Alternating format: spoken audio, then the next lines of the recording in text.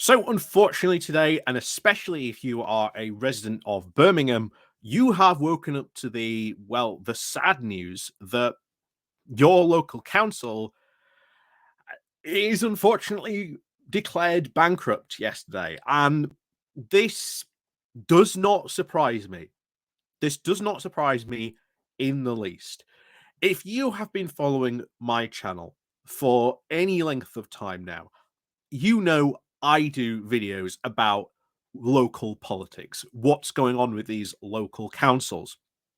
And to be honest, I'm not gonna lie, you guys don't watch them. You more prefer my cover on the UK wide politics, what's going on in Westminster, etc.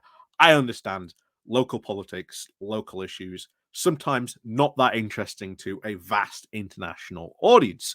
However, one of the things we have consistently covered on those videos is the fact that not just councils like Birmingham are up for potential bankruptcy, but there are a lot of councils facing potential bankruptcy.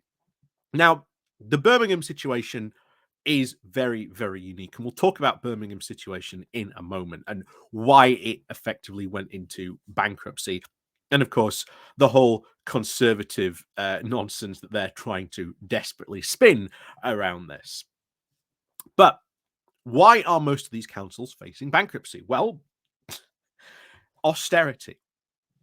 When austerity came in, councils were the ones who bore the brunt. Local government received the biggest cuts out of any department, out of any area.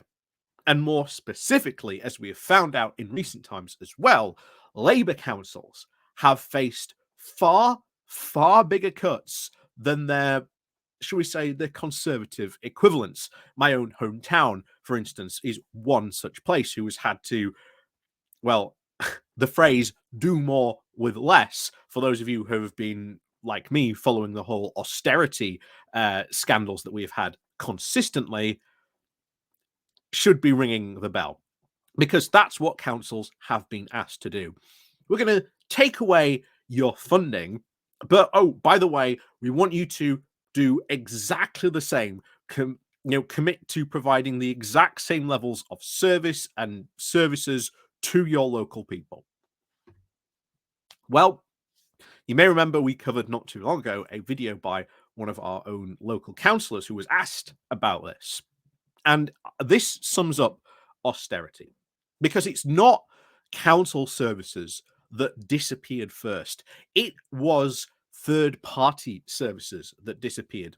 Youth groups, mum groups, social groups for old people, all these programs that used to rely on external council funding so that they could have rooms, do stuff that helped serve these communities. And those were the first things in austerity to disappear.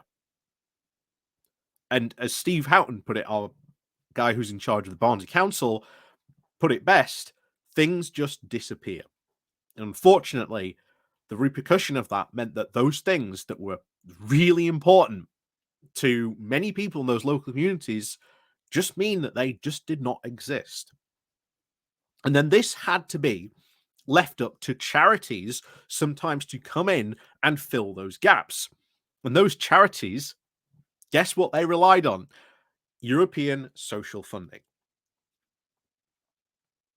And that is what many of those charities relied on to fund that. And not just the charities to fund those social products, but councils themselves relied on the EU development grants, on those EU social funds to help them to be able to balance their budgets.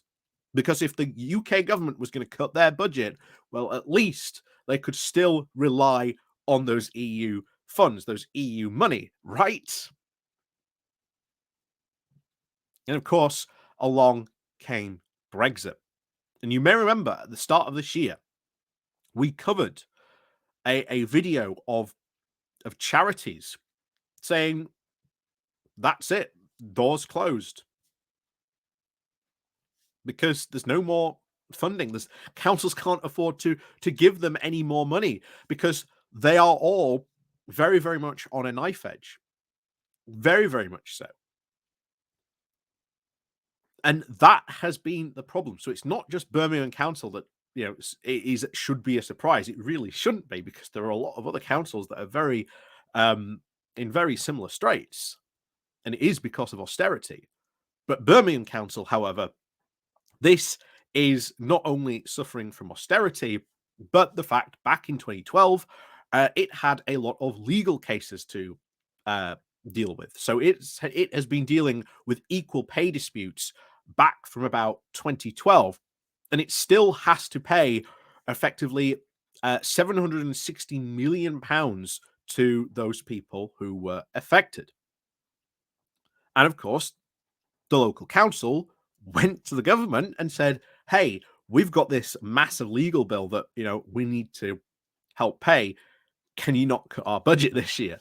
Can you maybe allocate us some extra resources so that we can still continue to provide services and etc." And of course, Birmingham Council, a Labour council, and of course we've got a Conservative government. So what do you think happened?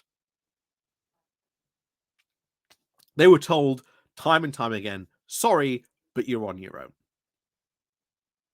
The government, if it wanted to, could have stepped in at any time to provide Birmingham City Council extra funds to help deal with this legal bill, but it chose not to.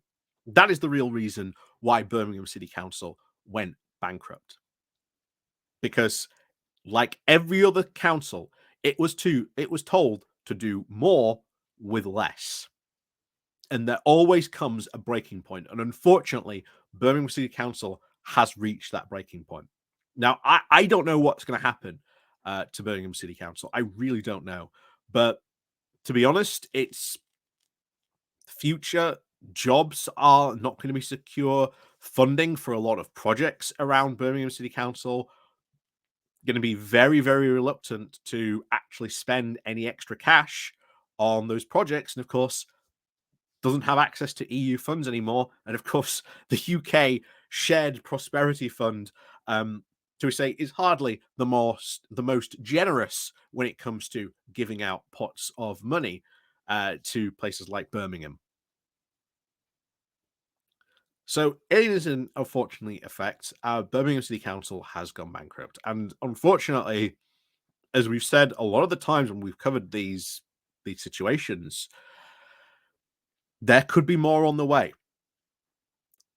There could be more on the way. And Birmingham City Council, especially because it had that big legal bill to pay, that's what its eventual breaking point was. And it just goes to show you sometimes things just might cause it to break. But if Birmingham City Council had been funded properly, if the Conservative government had funded Birmingham City Council, if we had not left the EU, this would have not have happened.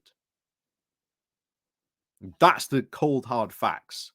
No matter what anyone else tells you that, oh, it's the Labour Council that's responsible, it's so and so based management. No, it was unfortunately a legal bill combined with austerity, Brexit, COVID.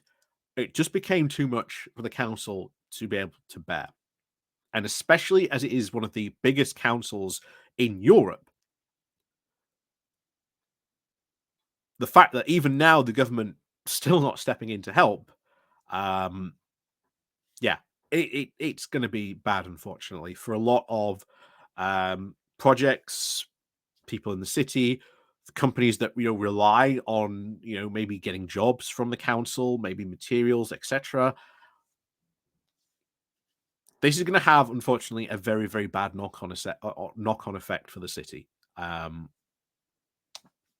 But we've been talking about this for quite some time, expecting a number of councils skirting the shoals of bankruptcy, narrowly missing them. But there's always that potential. If a wave comes, what happens? And unfortunately, a wave came from Birmingham City Council, and it has not been, shall we say, offered the lifeboat, shall we say, that was offered coincidentally for a Conservative council just a couple of years ago. So, as always, thank you very much for watching. And of course, as always, please do remember to click the like, share, and subscribe button. And of course, as always, we'll see you all next time.